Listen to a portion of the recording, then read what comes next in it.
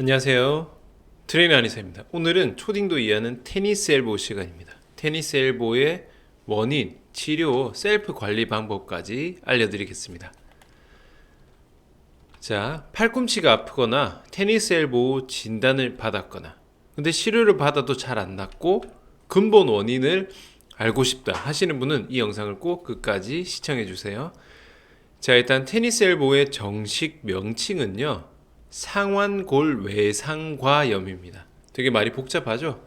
자, 이렇게 세 개를 떼서 보면요, 팔 바깥쪽에 상처가 났다. 그냥 요겁니다. 그러면은 이 상완골 외상과 여기가 어디를 말하는 거냐면요, 자, 요렇게 봤을 때 이 위에 팔 뼈 요거를 상완골이라고 합니다. 그리고 이 아래쪽에 바깥쪽에 튀어나온 부분을 외상과라고 합니다. 그러면은 여기에 상처가 났다고 했죠? 이게 테니스 엘보입니다. 이 테니스 엘보를 이해하기 위해서는요, 일단 이 손목의 움직임을 알고 가셔야 되는데요. 일단은 우리가 손목을 움직일 때는 이렇게 손등 쪽으로 굽힐 수도 있고요, 손바닥 쪽으로 굽힐 수도 있습니다. 테니스 엘보는 손등 쪽으로 굽히는 근육의 문제예요. 자, 이렇게 뒤에서 봤을 때 지금 보이시는 손바닥은 손은 손바닥이 아니라 손등입니다. 이렇게 차렷해서 있는 상태라고 보시면 돼요.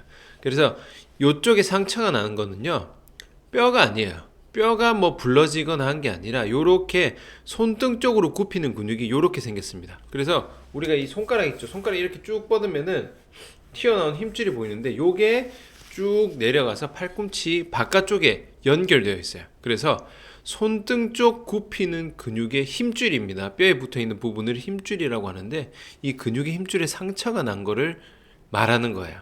그래서 중요한 건 이거는 뼈가 아니라는 거예요. 뼈의 문제가 아니라 근육의 상처입니다. 그래서 이게 왜 생기느냐 원인을 한번 보면요, 자, 제가 근육의 힘줄에 상처가 났다고 말씀드렸죠. 결국 중요한 거는요, 위치는 팔꿈치인데요, 근육을 보시면은 이 손가락부터 손등 쭉 이어지는 근육이기 때문에 손가락이나 손목을 쓰는 근육 전체, 그래서 이 손을 많이 사용하는 모든 행동이 원인이 될 수가 있어요. 뭔가 팔꿈치를 뭐 눌리고 그런 게 아니라 결국 이 손에서 내려간다고 보시면 됩니다. 그래서 한번 상처가 나면 잘 안 나요. 왜냐하면은 손을 계속 많이 쓰기 때문에. 근데 자, 생각해 보면요, 손을 많이 쓴다고 해서 무조건 테니스 엘보가 있진 않죠. 그래서 이 테니스 엘보가 잘 안 낫고 만성적으로 오래 가는 분들을 보면요, 어깨가 안 좋은 경우가 대부분이에요. 자, 이 부분을 한번 설명드릴게요. 근본 원인입니다. 자, 보시면은 이렇게 위쪽에 있는 어깨, 팔꿈치, 손목 이렇게 있죠. 그래서 우리가 흔히 팔을 쓴다는 것은 어깨와 팔꿈치, 손목을 동시에 사용합니다. 한 관절만 따로 사용하는 경우는 거의 없어요. 그래서 만약에 어깨가 안 좋으면은 어떻게 될까요? 팔꿈치와 손목의 부담이 증가할 수밖에 없겠죠. 왜냐하면 어깨 역할이 가장 크기 때문인데요.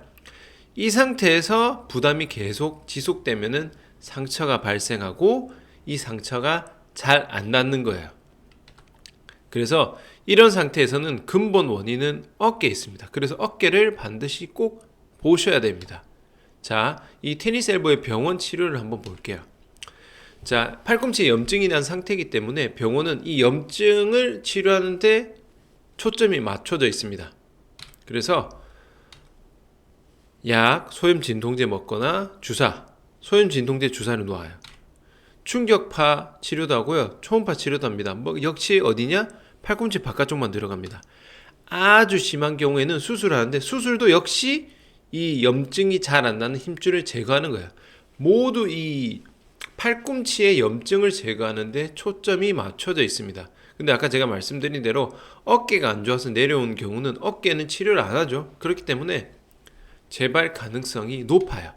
그래서 이거를 근본 치료를 한다고 생각을 해볼게요. 그러면은 자, 테니스 엘보의 상황 자체가 손목을 굽히는 근육이 무리가 가면서 상처가 나서 팔꿈치 바깥쪽에 통증이 생기는 거죠. 그러면은 병원 치료는 여기에 초점이 맞춰져 있습니다.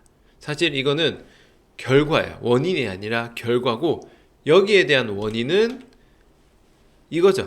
손목을 굽히는 근육이 무리가 가는 상황 자체가 해결이 돼야 되는데 이게 어깨에 있다는 거죠. 그러면은 이 어깨가 어떻게 문제가 되냐? 그러면은 어깨 근육을 한번 보면은 이렇게 돼 있어요. 엄청 복잡하죠. 속근육도 있고 겉근육도 있고 되게 아주 복합적으로 이루어져 있습니다. 근데 이 중에 하나만 고장나도요, 전체 움직임이 고장날 수가 있습니다. 그래서 이게 하루 이틀 문제가 생겨서 상처가 나지 않고요, 계속 한 달, 1년, 2년 이게 계속 누적이 되면은 서서히 상처가 나는 거예요. 그래서 통증의 99%는 결국 근육에서 시작하는 거예요.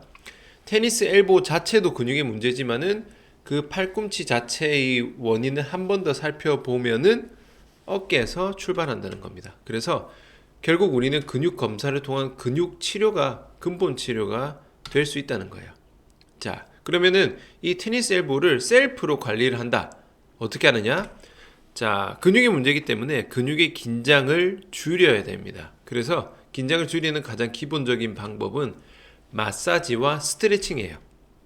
그러면은 여기서 주의할 것은 통증이 있으면은 하면 안 돼요. 이거는 치료를 먼저 받아야 되는 상황입니다.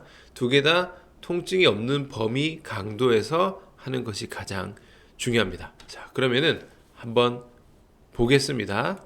는 이렇게 손목을 손등 쪽으로 굽히는 근육이 바깥쪽으로 모여 있어서 이쪽에 통증이 나타납니다. 그래서 마사지 방법은요, 통증이 있는 바깥쪽을 누르는 게 아닙니다. 굽히는 근육은 이쪽에 이렇게 있는데요, 이쯤에서 손으로 이렇게 눌렀을 때 조금 통증이 느껴지거나 뭉쳐있는 위치가 있을 거예요. 그곳을 찾아서 눌린 다음에 그대로 눌러주시고, 그 다음에 손등을 이렇게 왔다 갔다, 힘을 주는 게 아닙니다. 그냥 왔다 갔다 움직여주면은 이 눌려있는 부분의 근육이 움직이는 게 느껴지실 거예요.